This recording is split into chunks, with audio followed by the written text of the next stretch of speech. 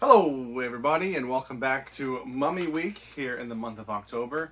We are on part 6 of 7 today, talking about Abbott and Costello Meet the Mummy. Now, in my video for Abbott and Costello Meet Frankenstein, which should be up by the time this video goes up, I mentioned that that was the Frankenstein of my childhood. That was also the Dracula and the Wolfman of my childhood.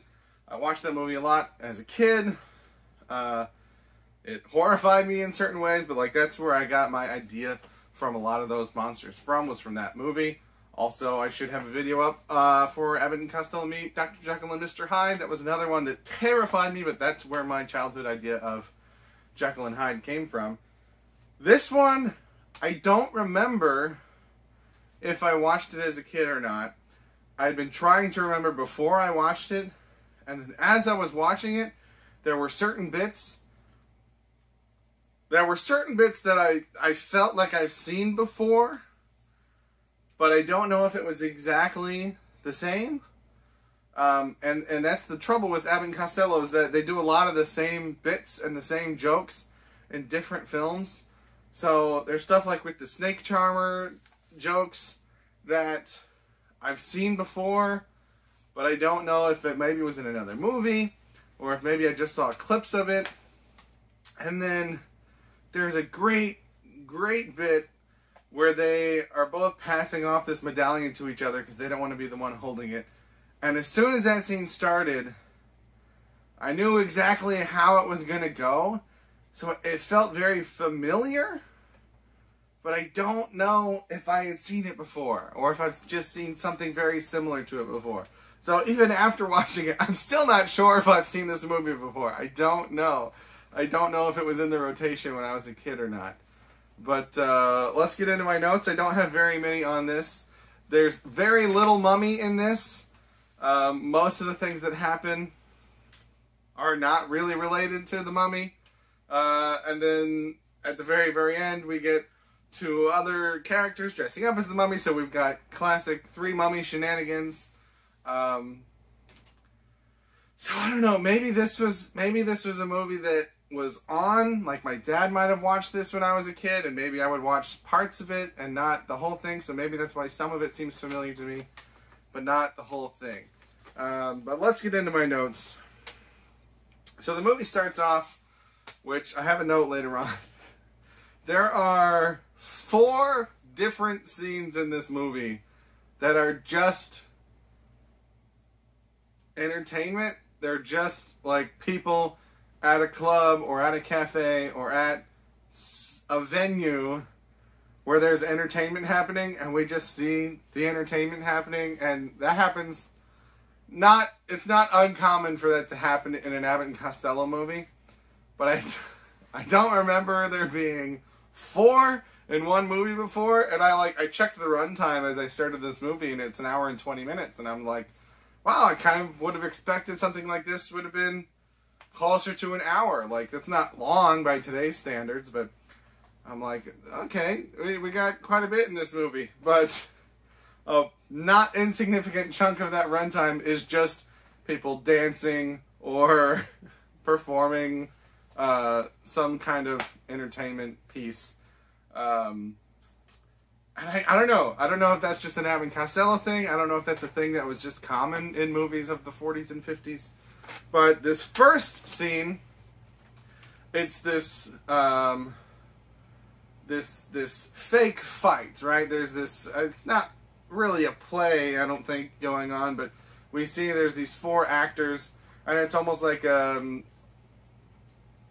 circus, like an acrobatic type.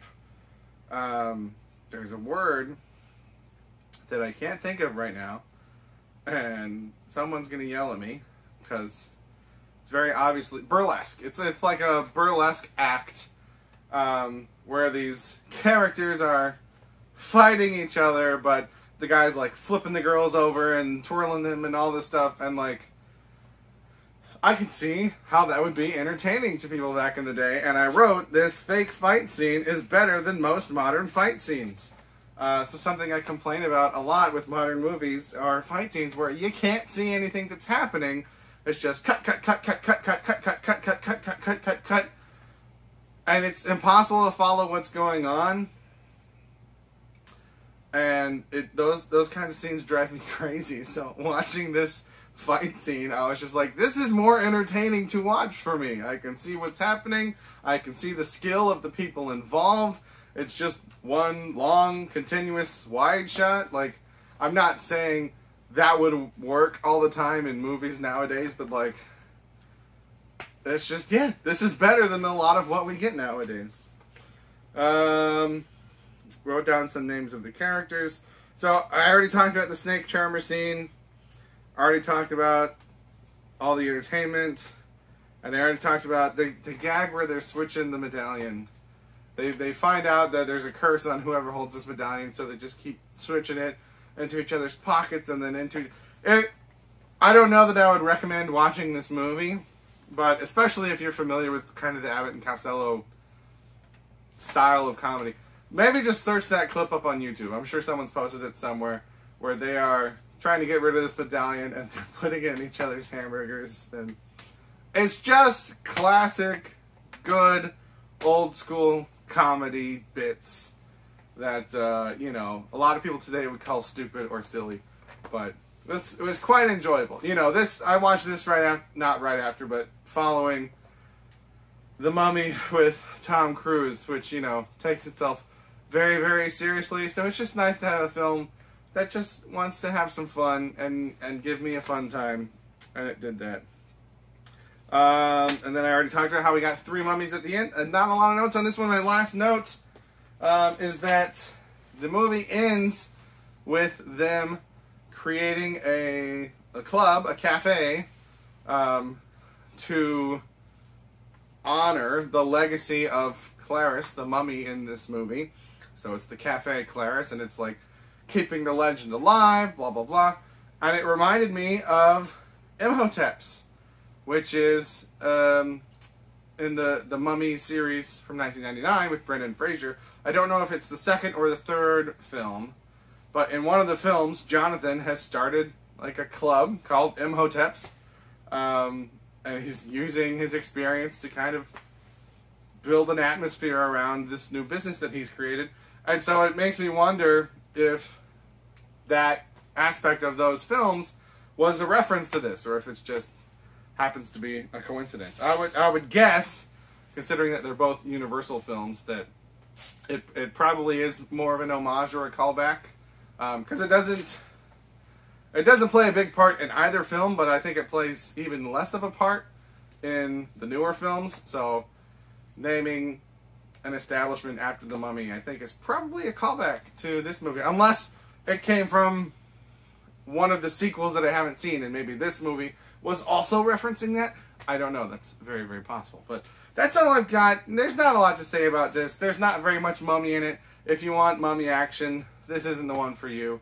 But I would say it's better than at least 2 of the ones on this list so far, because I enjoyed watching it, and it accomplished its goal of making me laugh. There was literally one time where I'm just sitting on the couch with my dogs, and I literally laughed out loud because the movie's funny. We get a lot of good Abbott and Costello shtick.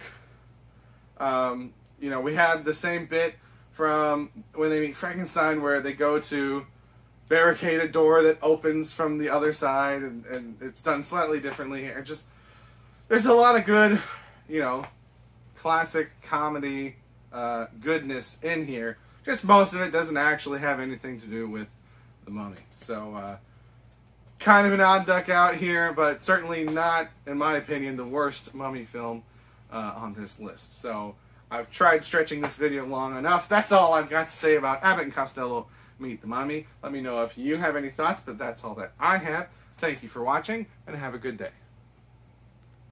Hey everybody, Sam Tom here. Just wanted to let you know that I have 2 channels. If you're watching my music content, I also have a movie channel where I talk about movies and TV shows. If you're watching my movie content, I have a music channel where I do song covers, instrument demos, things like that. So feel free to check that out. Obviously, like, share, subscribe, comment, all that YouTube stuff. Thank you very much for watching, and have a good day.